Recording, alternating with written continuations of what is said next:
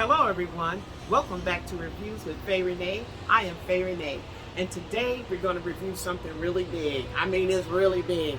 We're going to review that big bad movie, Transformers. So let's get at it. Transformer, Rise of the Beast. Let's do it. Okay, now, so when I saw Transformers Rise of the Beast, I had actually forgotten how much I really used to like them when it first hit the big screen years ago. Today's Transformer Rise of the Beast is number seven in the Transformers franchise, and I hear it's the first in a series of three new Transformer films that we expect to see out in the near future. Okay, so Transformers Rise of the Beast has received really mixed reviews, split mostly between the reviewers being kind of on it, and we've seen it all before kind of attitude, and the movie-going public audience seems to like it a lot. Like $170 million box office opening weekend a lot, and it's way more than that now since then. So financially, at least, it is a hit. And so I was not really surprised to find out that the director of Transformer Rise of the Beast turns out to be a very young guy. Yes, Stephen Capel Jr., the director of Transformer, is only 35 years old. And I think possibly, people liked it because it had that youthful flair. And they might not know it at the time they were viewing the film, but now that I know, I believe it is possibly what I just couldn't quite put my finger on. But whatever it is that he's got, it works. Okay, so here we go. Short plot summary, a few spoilers. Sorry. The Transformers Rise of the Beast story continues from 1994. And it had all the great beatbox rap music infused in it from the fabulous 90s, which made it kind of cool. Unicron, the powerful planet destroyer, who is voiced by the great Coleman Domingo, has declared war on the Maximals world of Cybertronians, whatever their crazy name is, led by Scourge and the Terracons. And after killing off the Maximals planet, the few that lived left and escaped to live a quiet, hidden life on Earth. They weren't bothering anybody. How big ever.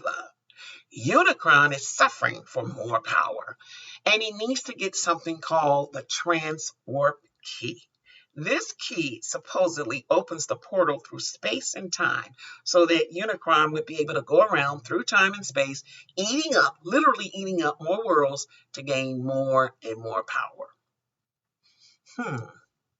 Well, now, back on little old Earth, Dominique Fishback comes along, who portrays a believable, nerdy, but likable anthropologist, Elena. She discovers the Transwarp Key at a museum of all things. Makes sense. And soon enough, she gets mixed up with all the main players. When Unicron's boy, Scourge, figures out that Transwarp Key is on Earth, baby, it's on. The race begins in earnest between Optimus Prime, along with his Maximals, who are led by Optimus Prime Mole, voiced by Ron Perlman. They're trying to keep this key out of Unicron and Scourge's hand. And of course, an epic battle ensues as Optimus Prime's crew of primals, plus his infamous GoBots, go against Scourge, voiced by Peter Dinklage, and his gang of scorpions. Ooh, they're ugly. In an all-out fight to the finish battle to gain possession of that Transwarp Key. Now, our main human protagonist, Noah, is played by Anthony Ramos. He took some getting used to for me in the beginning. I thought he was kind of odd, but as the film progressed, I did gain a little more trust and respect for his role. And Noah has a little brother, portrayed by Dean Scott Vasquez, named Chris Diaz. Now, this Chris has some medical issues with sickle cell, but he came out with a big, hearty, and street-smart performance. I thought he was a pretty good actor, and at times he really sounded like a baby gangster. Yes, and he did kind of steal the screen time from the main character, Noah, but that's how it goes sometimes.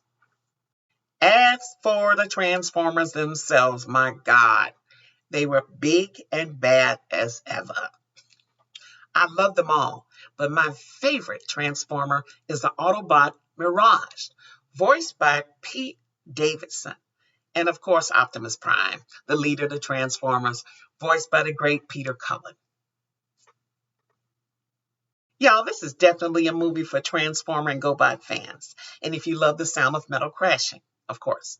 But if you are not familiar with who or what the Transformers are, then I strongly suggest you please go back and watch the first 5 or 6 films to get you up to date. And then you will appreciate this entry in the series of Transformers films even more. Now, honestly, I don't usually go and see many kids' films today. Not really my forte. However, some superheroes films, such as Marvel, at times I do indulge in. But this one I particularly went because one of my favorite little people in the world, named Jekhi, that's Jekhi, only 6 years old and very astute about today's culture. And he just graduated kindergarten. Congratulations, Jekhi. Well, Jekhi personally asked me to review the Transformers Rise of the Beast. And this review is dedicated to him.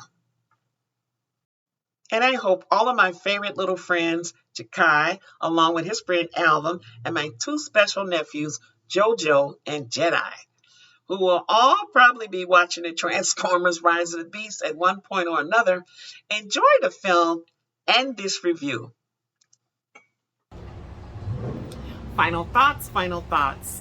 Transformers Rise of the Beast story is well put together, and time warps make sense. Sometimes people go back and forth in time warps in movies, and not only does it get to be boring, you can get lost.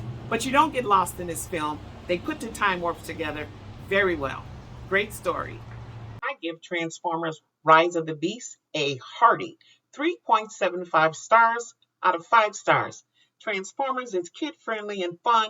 Take the whole family. And here's something cool I found out about Noah. At the very end of the film, there was more than a hint. There was a definite hint of a crossover film coming between G.I. Joe and Transformers. That's going to be very exciting to watch for. Finally, it's that time. If you have not subscribed to my channel, what are you waiting for? Hit that red subscribe button once below and check the little bell, and you will be informed only once. I won't bug you the next time I drop a hot brand new video film review. Now, for those of you who have subscribed, I love you. But like the video, tell somebody, we're going for a new record. We're trying to reach 1,000 subs, hashtag road to 1K. And check our social below. You'll find us everywhere, right here on YouTube, IG, Facebook, Instagram. We're everywhere. And as always, we are streaming on that brand new Infini TV network app. Look the app up, My Infini, details below, in social, and download it. Google, iPhone, everything. Look up the channel guide, and you can watch reviews with Faye Renee at home whenever you like. All right, now everybody, happy Juneteenth. Enjoy your holiday. Be safe out there. This is Faye Renee, and that's it. That's all. Bye.